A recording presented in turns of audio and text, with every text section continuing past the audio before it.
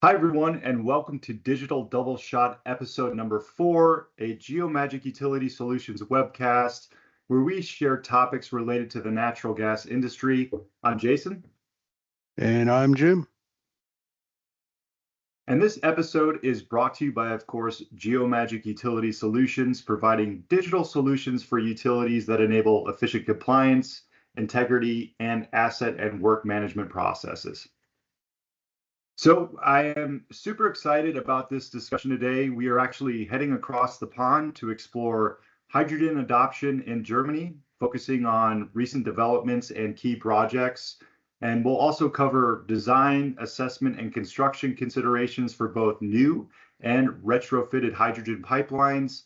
And here to unpack these topics are our friend, partner, Joss Raven of Vanker Engineering. And as a way to get us started, Joss, why don't you go ahead and please introduce yourself? Yeah, hi and welcome from my side. It's great to be here today with you guys, Jim and Jason. As you mentioned, my name's Joss Raven and I work here in Germany for the Vanker Engineering Consultancy. We mainly deal with matters of analysis, evaluation and planning for high pressure and supply pipelines, as well as associated pipeline networks. And we've been active on the market successfully for over 40 years. We have a nice strong partnership with Geomagic, through which we offer pipeline integrity management systems, including modules for the assessment of hydrogen pipelines, which we'll be talking about today. Mainly, I'm going to give an overview of the development, design, and construction of hydrogen pipelines. Let's dive straight into it. The first slide is going to have a look at hydrogen pipeline development in Germany. Now, Germany does already have a pretty long history of using hydrogen, primarily in industrial sectors like chemicals and refining, and now it's actively developing its infrastructure as part of the energy transmission and climate goals. The main concept here for the hydrogen development is called the Hydrogen Core Network. This is a target at the moment for approximately 2032, and based on current assessments and concepts, we're looking at around 5,400 kilometers of retrofitted pipelines and 3,600 kilometers of new build pipelines. So that's about a 60-40% split. I'll show a picture now, which should give an idea of how the concept and how that core network could look.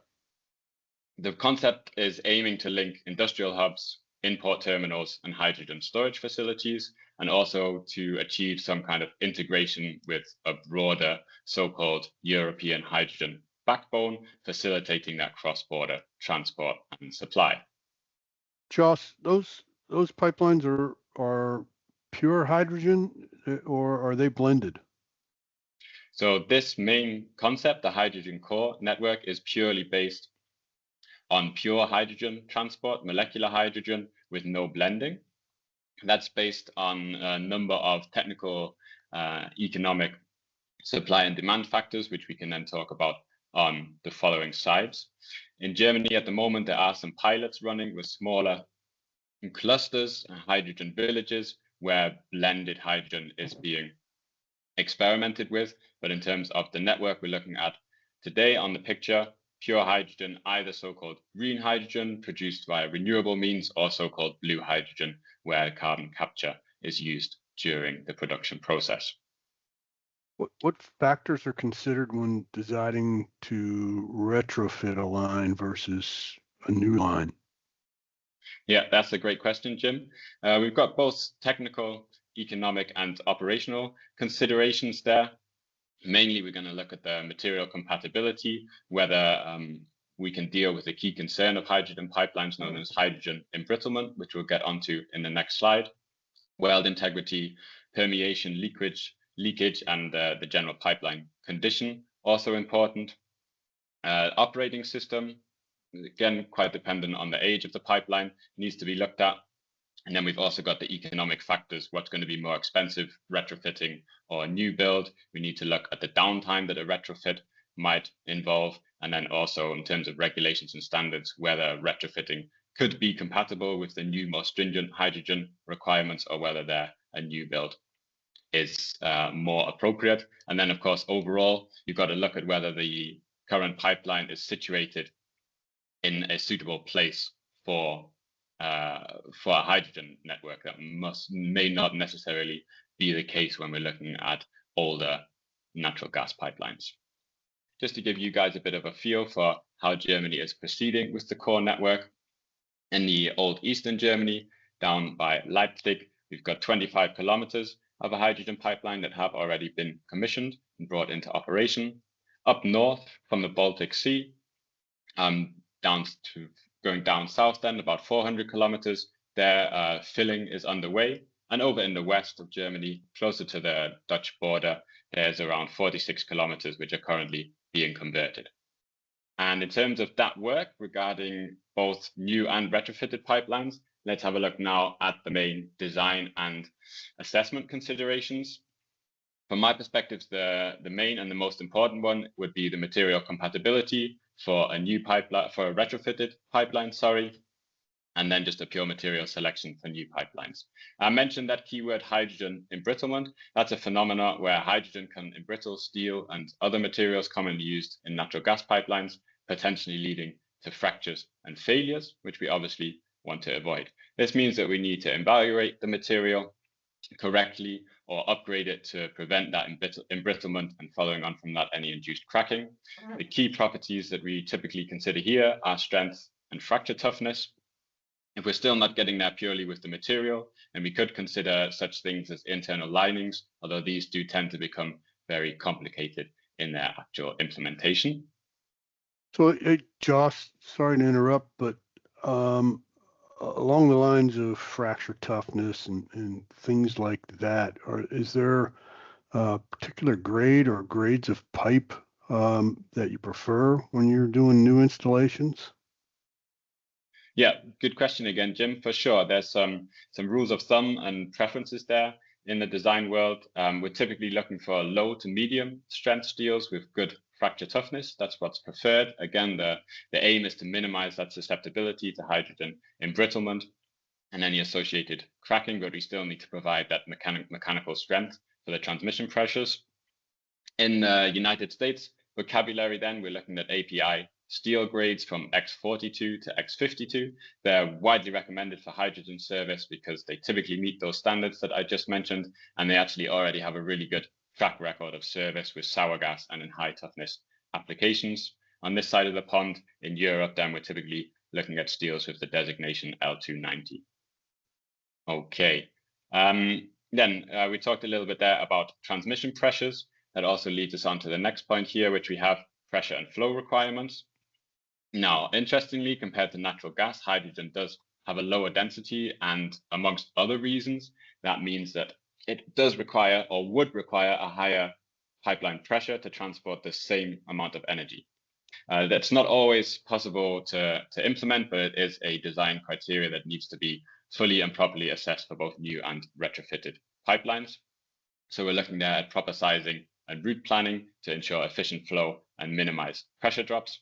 And it's also interesting to note here that some further chemical differences between hydrogen and natural gas do mean that flow dynamics, compressor stations, and monitoring systems may also need to be changed in the retrofitting process or designed differently than is the standard for natural gas pipelines if we're looking at a new build here. Following on from that, another criteria to consider is the leakage prevention. This also mainly due to some chemical differences between hydrogen and natural gas. Hydrogen is a particularly small molecule and can leak more easily than natural gas through materials and joints. Therefore, tightness standards for seals, valves, and joints are going to need to be enhanced, and the materials should be chosen to minimize hydrogen leakage. That means that special seals and coatings are going to be needed, often including high-quality seals and precision machining. One of the next points I'd like to quickly mention are the codes and standards. So on your side of the pond, we're looking mainly at ASME B31.12 for hydrogen piping, and the aim, of course, there is to ensure safety and performance. The codes and standards take account of this higher risk that we have with hydrogen compared to natural gas, and that's due to the wider flammability range and the lower ignition energy of hydrogen. Important thing to note here is that hydrogen itself is not a greenhouse gas, but leaks can understandably indirectly impact atmospheric chemistry. In terms of the industry and best practice, there's certainly acceptable ways to both deterministically and probabilistically show compliance with the standards, considering hazard for life and property along the route. Both types of approaches can be used in pipeline integrity and safety management systems.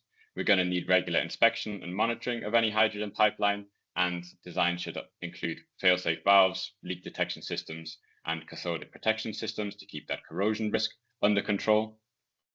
In cooperation with Geomagic, here the Trascu pipeline integrity management system can be used, and again, both deterministic and probabilistic approaches can be pursued. The final, and for a lot of stakeholders, most important aspect is, of course, economic and feasibility assessments for new and retrofitted hydrogen pipelines. Retrofitting pipelines can be more cost efficient, and that's one of the reasons why Germany is proceeding along the 60-40 split with its current concept, but that may not also be the case, always be the case. We need to look at the existing condition of the pipeline, expected demand, and all of those other factors that can influence retrofitting costs compared to new build costs if we judge that a hydrogen pipeline and that space and location is a feasible perspective. Okay, Josh, that brings me then. Sorry, yeah, go ahead, Jim. I just wanted to ask sorry to any interrupt. questions. Yeah, you talked about the pressure and flow requirement considerations. I know hydrogen by volume has much less energy than natural gas. So how much more hydrogen is required to deliver the same amount of energy as natural gas? What's the factor on that? Yeah, in the design world, there are some pretty common factors there, and it links back to the aspect that I mentioned in terms of the pressure and the flow requirements that we would like to have in an ideal world, but obviously there's other restrictions there. And yeah, to your rule of thumb, Jim, based on the respective so-called net calorific values of natural gas and hydrogen, we're going to need approximately 3 to 4 times more hydrogen by volume to deliver the same amount of energy at an equal pressure. So that leads us to that consideration that I made. We can try to compensate that by increasing the pressure. For an ideal gas, let's say, density is approximately proportional to pressure, so we're getting some compensation there for the lower net calorific value of hydrogen, or we can also use a larger pipeline diameter. Of course, that's in an ideal world.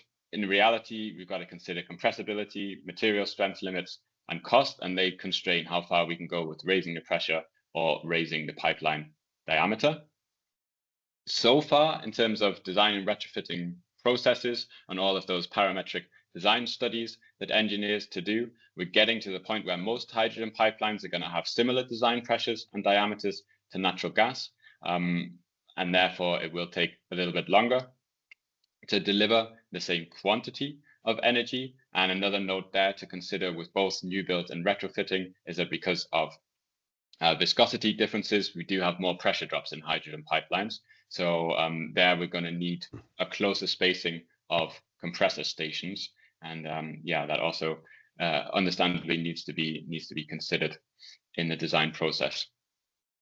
Okay, but in terms of inspections, that also links in, as I mentioned, with the next slide, where here we're going to look at construction considerations for new and retrofitted hydrogen in pipelines and move on into that operation and inspection phase. The first point I want to mention here is welding and fabrication. Understandably, we're going to have similar welding methods to natural gas pipelines, but we are going to need more stringent control of heat input and post-weld treatments and inspections, because hydrogen can infiltrate those welds, leading to embrittlement and cracking. Similar story for installation and handling. We need to protect all internal surfaces from contamination during handling and storage, and really ensure proper alignment and torquing of valves and accessories. Here, the main aim is to prevent stress concentrations, which can become critical under that risk of hydrogen embrittlement. Moving then into the testing and commissioning phase. Similarly to natural gas pipelines, here we're going to perform hydro testing with water, followed by purging and drying to eliminate moisture before introducing hydrogen. The hydro testing itself, depending on the situation, can be to prove the stiffness of the pipeline and also to prove the leak tightness of the pipeline.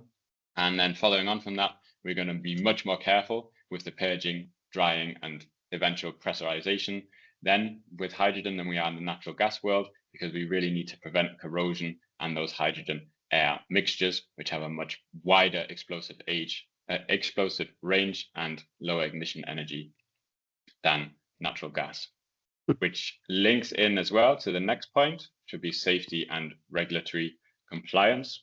As mentioned on the design slide, we need those safety devices like pressure relief valves and emergency shutoff systems. The applicable standards incorporate requirements for these, and it's all about long-term safety, integrity, and integrity of the pipeline throughout the operational life. Here, the emergency response is still developing, and the reason for that is that hydrogen fires are typically colorless, so hydrogen burns with a very pale blue or almost invisible flame, especially in bright daylight conditions. And so new safety protocols and detection tools are going to be needed and are being developed as the industry gets more experience with hydrogen pipeline operation.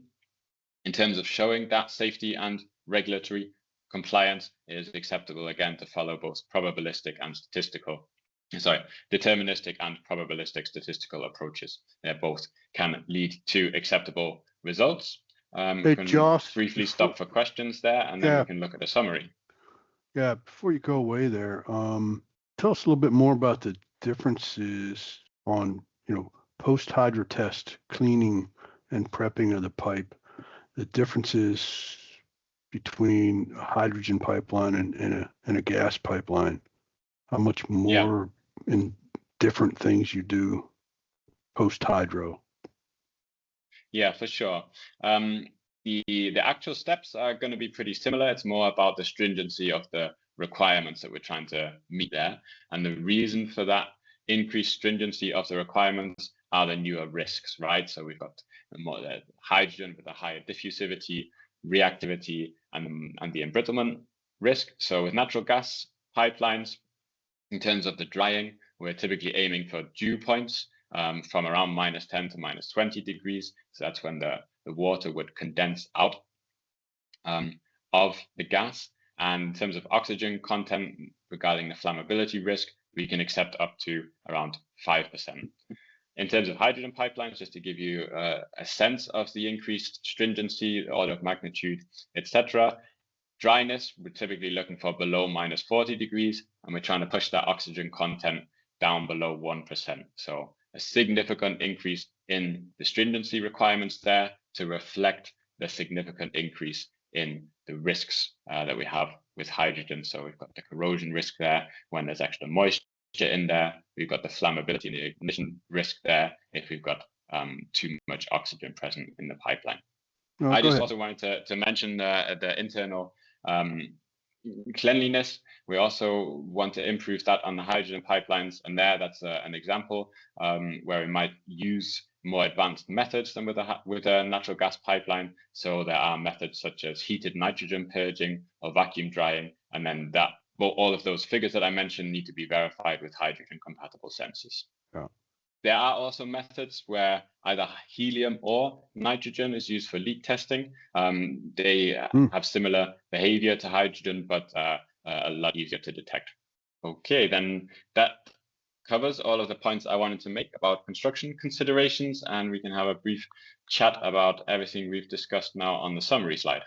Yeah, so Joss, thank you so much for your time today. This was very interesting. I've probably got a million more questions that'll pop up in my mind after we're done, but certainly was very informative and interesting to see what's going on in Germany with your hydrogen networks. So once again, appreciate it.